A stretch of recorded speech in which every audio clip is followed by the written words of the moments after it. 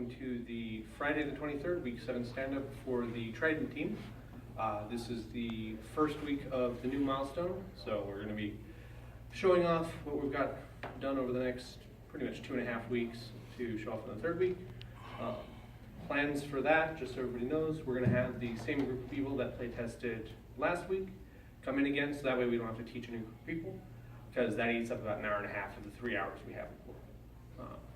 So like usual, we'll go around, introduce ourselves, talk about what we worked on this week, talk about if there's any problems we're running into, and if there's anything that we need from other disciplines in the team to get going. So Zach, why don't you start us off? All right, Zach, lead programmer. This past week, I added the ability to, flick or shake the phone, so that way it does basically the same thing as swiping. It rolls the dice in a random direction. And I've also been looking at the haptic vibration plugins, and I found one that, I'll be honest, they've pretty much sold me on. It's a little more expensive, but it does both the Apple and Android phones with only one line of code, so it automatically detects what device it is and then matches them, which is really easy, because to do that I have to get 2 separate plugins for Apple and Android and then figure out how to detect. And other than finally getting my stuff onto a phone so I can start actually play testing and bug searching it, that's pretty much it. I'm James. I've been working on the robot concepts, and I have one mostly traced out. I need to put some stuff on the feet to make it seem more realistic and able to get through some mud.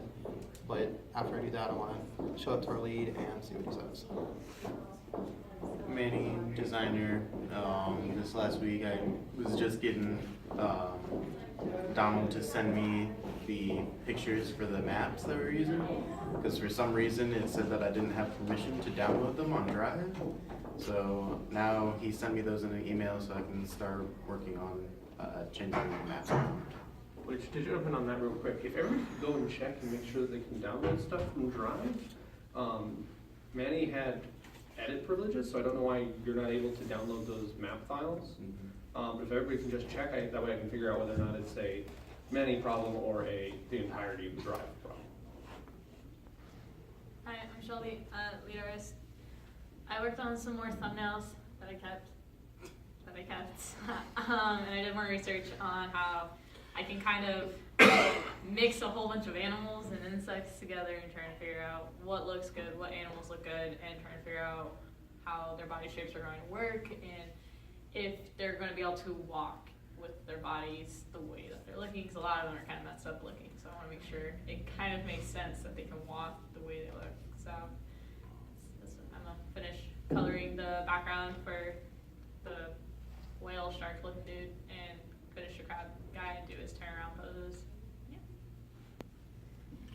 So I'm Frank, assistant designer, and I've been having some fun going through some of my game books, building weapons, equipment, all kinds of fun stuff. So all that's in my nice big Excel spreadsheet, and I'll share it with you later. But I've been enjoying that. That's good. Donald, I'm the project lead. I've been continuing to work on those narrative bits, not been having as much time to do that as I'd like, but I've also been looking at the language in the documents, so that's the Trident and Leviathan player guides, looking at where we're using the same terms to mean 2 different things. That means we need to swap terms in those instances. Also how we can make the terms we're using punchier and feel more thematic, and also, kind of cooler to say. Like one of the things that we're looking at is what's a better term for the tech level of the Trident and the category level of the Leviathan, because using mark and category, we're inspired by Pacific Rim. We don't want to be a Pacific Rim ripoff.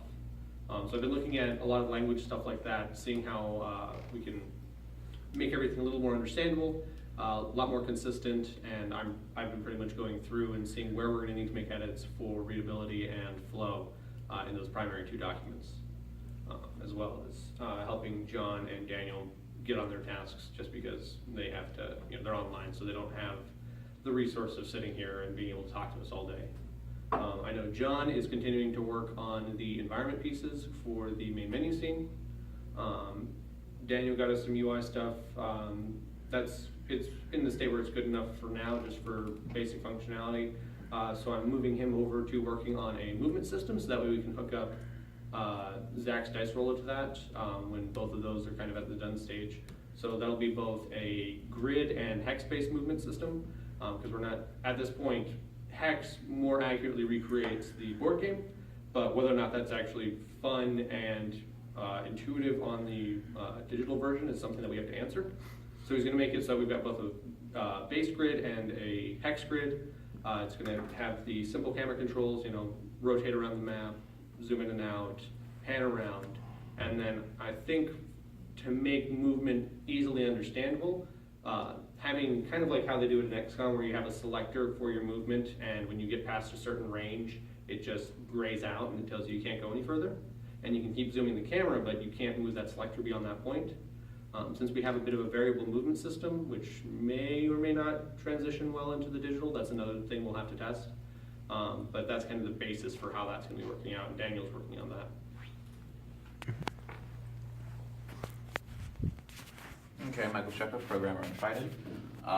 Last time we met, I've been working on PlayFab. I've gotten it so that way Unity will actually go online and speak to our game online.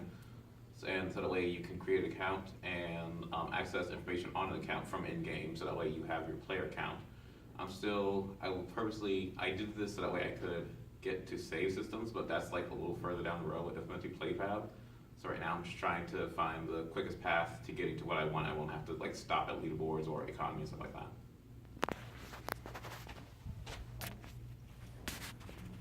That pretty much wraps up our stand-up for today. We're just in the middle, we're starting a new production cycle, you could say, and just focusing on that. I'm also going to be trying to look at, we're at the point where we can start doing a little bit of marketing. We've got some images, we've got pretty set rules for most of the gameplay. So it's at this point I'd like to start building that audience, that way we can release the game to something. Probably, I would say for the physical release, we're probably going to have to look at doing something like a Kickstarter, just to get those initial funds for manufacturing units. But before we even get to that stage, you need to build an audience if you actually want to get any money. So that's what I'm going to also be trying to focus on in the coming weeks. And that's pretty much it.